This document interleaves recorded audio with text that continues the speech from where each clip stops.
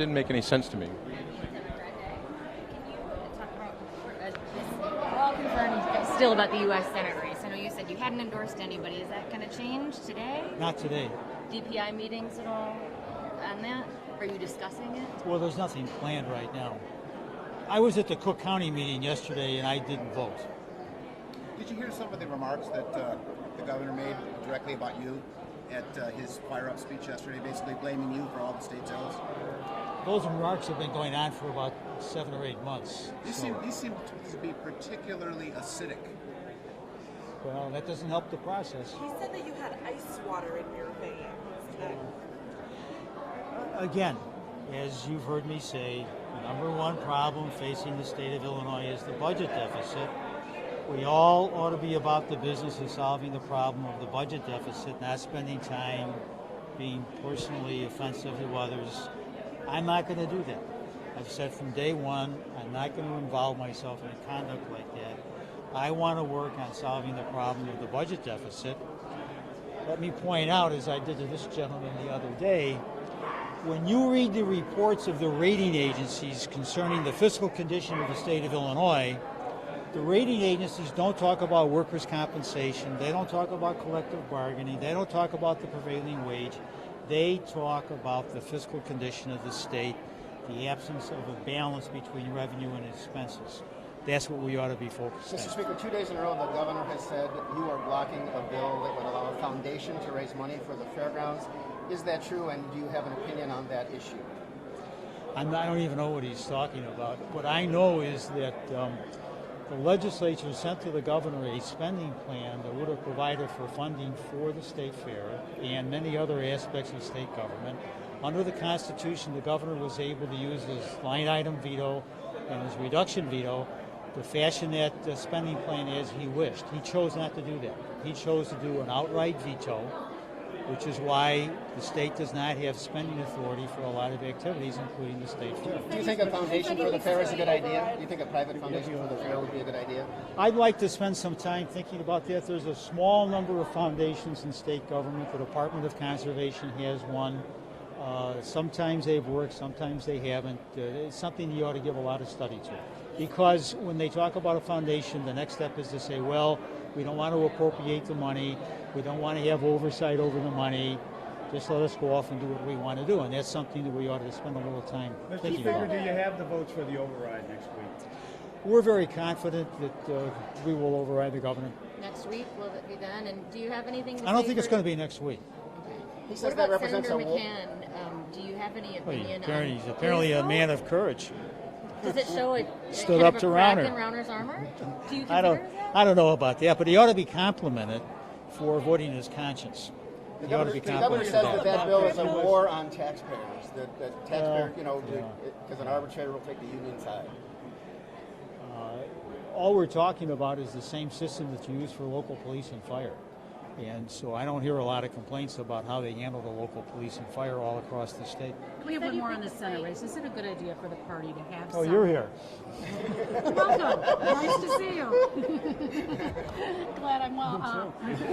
On the Senate race, is it a good thing for the party to have 5-6 candidates to slug it out in a primary?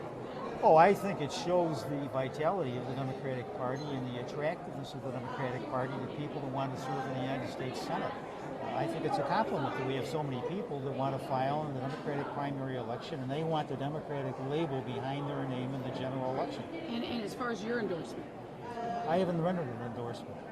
Does the state party plan to endorse? We haven't gotten to that. We want to check your schedule.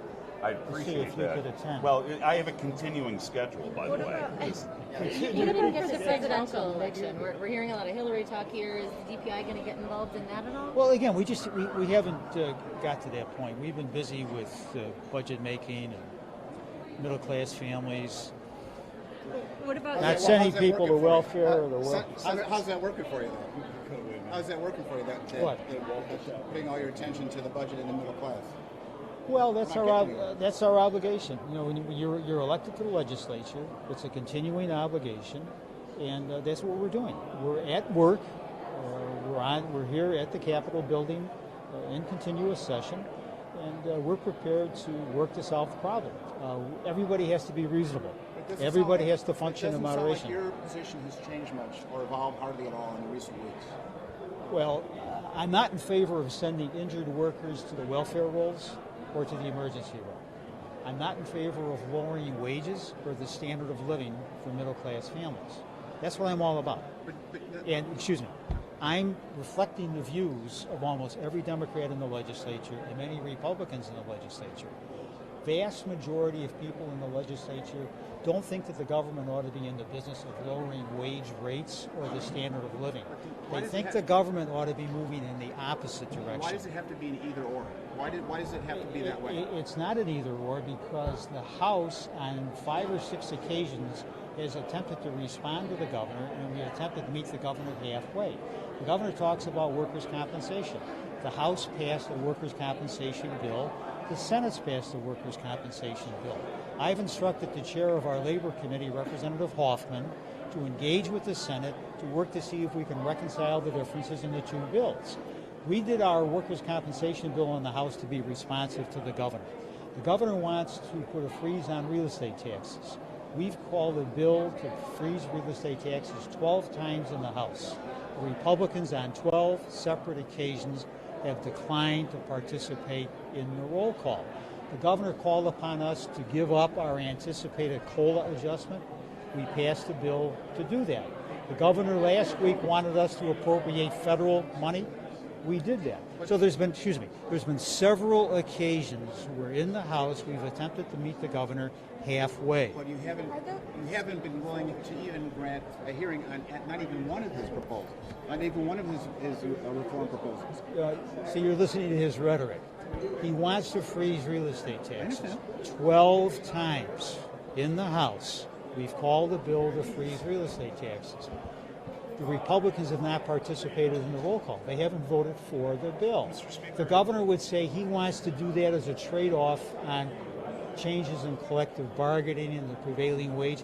Those issues have been called 12 times. So if neither you nor he are going to blink. He can't even get the Republicans to support him on the collective bargaining changes in prevailing wage. Everybody has to function in moderation. Moderation. But if neither one Moderation. But if neither one of you are willing to blink, won't this be perpetual? Won't this go on for another 24 months?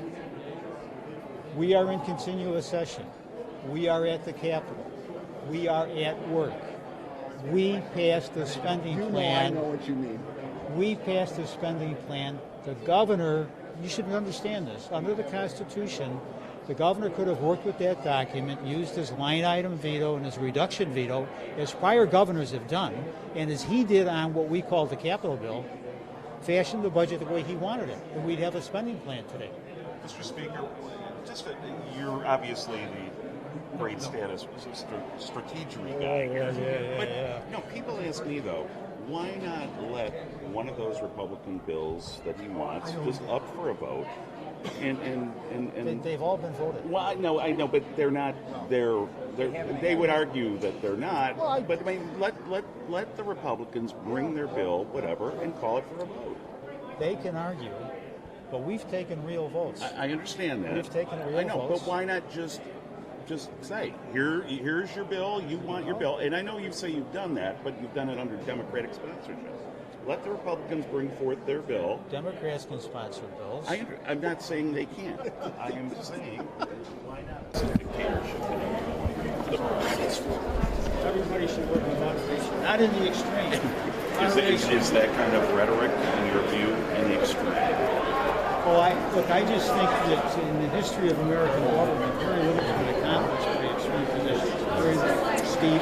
In the end, moderate positions, people being reasonable. Does that apply to rhetoric? Well, I don't know that rhetoric really helps the situation. I'm not going to engage in that. I understand that, but I'm just saying, Speaker, the governor says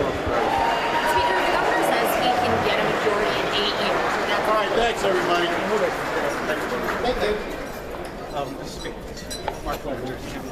First speaker is a normal member of the White House. Can't find the table. Numbers are down. So we're done for the day?